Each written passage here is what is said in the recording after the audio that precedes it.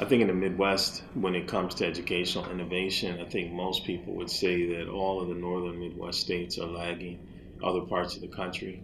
Other states are doing more strategically around us, Minnesota being one, where they're trying to attract educators to their state because schools are finding that, school districts are finding it's very hard to identify really solid people to come teach in their schools in Wisconsin, a couple of things that I think we could do or we really need to do to start.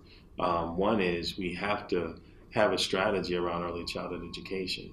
If we want to attract people to this state, it would be a game changer if they came to this state and knew that if they either have a family now, a young family now, or have a family, they want to build a family here later, that there would be resources to help them with the cost of early child education. We found that not only could we help create an opportunity to help prepare Wisconsin's future workforce earlier, we could also help stabilize families and give people a reason to want to stay and build a family. Families create stability for communities.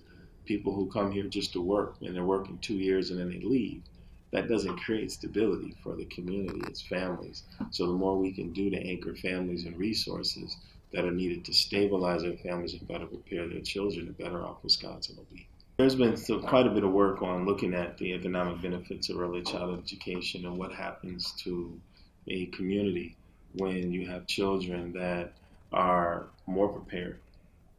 Just talk about the children that are better prepared for school. We've seen that in our school where kids have been in our school, our preschool, starting at age 2 and forward.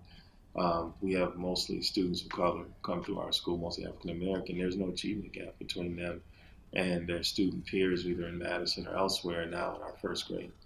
So we're seeing some early signs, but you can better prepare children. And better prepared children are going to be also better prepared not only for the workforce, but becoming future entrepreneurs. The other thing is the stability that it does provide, the attractability it provides to families, the stable workforce that it provides for families. It allows business to not only attract but keep people there longer. So businesses benefit, but the economic impact that the future workforce has on the future growth of the state, and you're talking about now tax base, increasing the tax base in the state, it is shown that the greatest benefit to any state is the investment that it puts in its children.